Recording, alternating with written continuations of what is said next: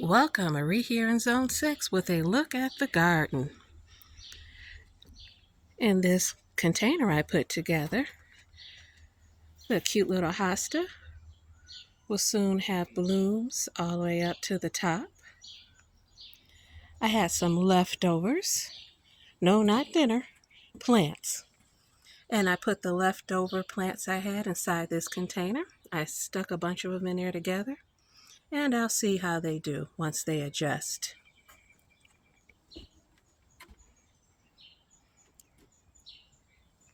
Here's a look at some of the containers on the back deck.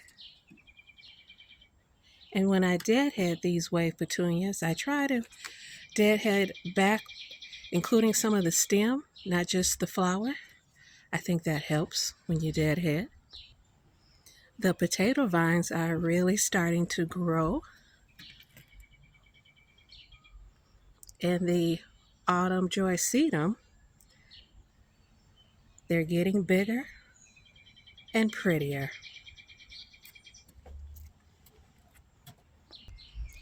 Speaking of autumn joy sedum, this one has gotten huge. There are still a few peony blooms left. We had some rough weather, so that took away a lot of the peonies, but here's a lovely one. Here's another peony that just started to bloom. And over this way, you see my deck there. Down below is an iceberg rose. It was labeled as a climber. And look at the Quickfire. Look how big the buds have gotten. So exciting. And on the other side of my pathway, these bricks I put down. Can you tell where I got tired? See where the bricks get lopsided? Was tired about then. Didn't care anymore. And on this side, my endless summers are getting their blooms. So lovely. Upon entering the back garden, this Bordeaux Supertunia has gotten a lot of blooms on it. And this snowdrift is getting larger quickly. And look at this Quickfire fab. I spotted a bud. Let's see if I can get it on camera. Where are you, little bud?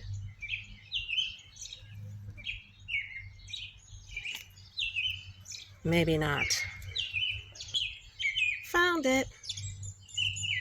It's the little things that can bring joy in a garden while you're waiting for the big things to happen. As we move back, here is another iceberg rose in a container.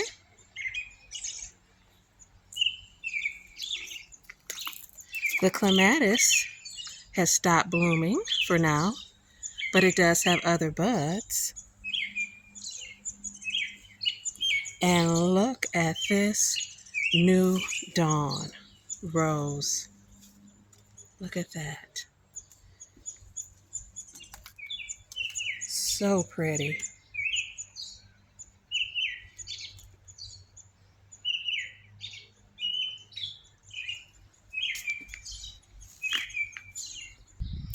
In the front garden,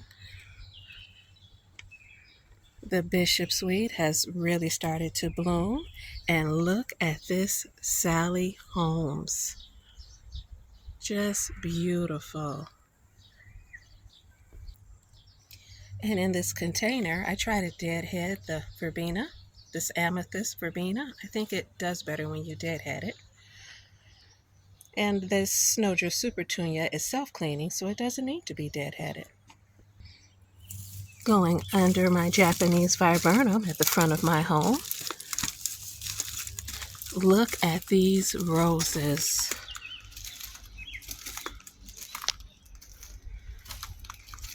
These Sally Holmes roses. Wow. There's some of my cut garden seeds or seedlings. Look at that. There's some kind of bug bandits that have been eating on my leaves. Just beautiful. A large portion of my backyard is part shade now that my tree has leafed out.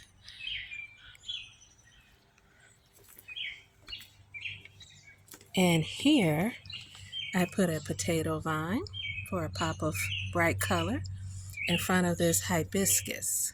I think it's evening rose hibiscus, and it gives these beautiful fuchsia blooms.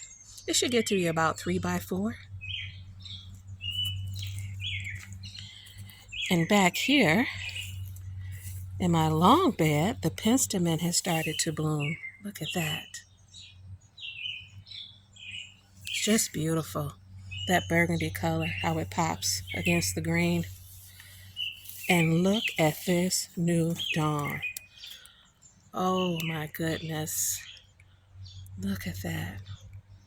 And many more blooms to come. Wowzers. There's even one hidden in there. I see you.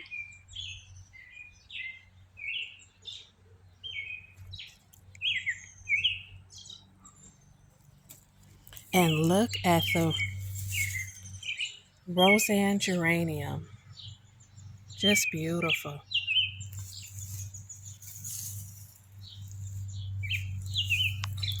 More penstemon for repetition.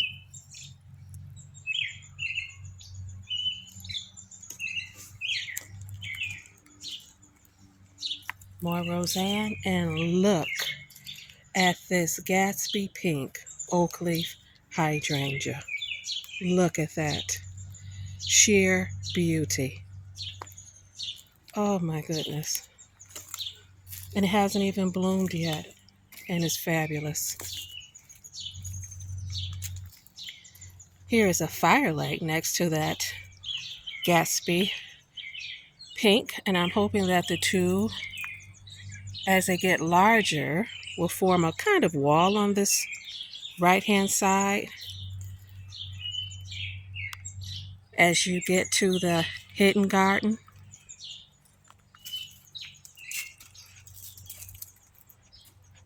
Those I got from a garage sale for 20 cents each. Yippee! And you can see the Annabelle blooms will be coming soon. There's a Quickfire Fab firelight. Oh, nope, that's not a firelight, that's a limelight. So limelight, another limelight, looks like it needs some water, and an Annabelle. The crocus roses were hard hit by the bad weather, well, the strong weather we'll call it, but there are a few blooms left, and there will be more to come. Look at that. Oh, it's just beautiful, that crocus rose by David Austin. And the smell is fantastic. Consider subscribing, and thanks for watching.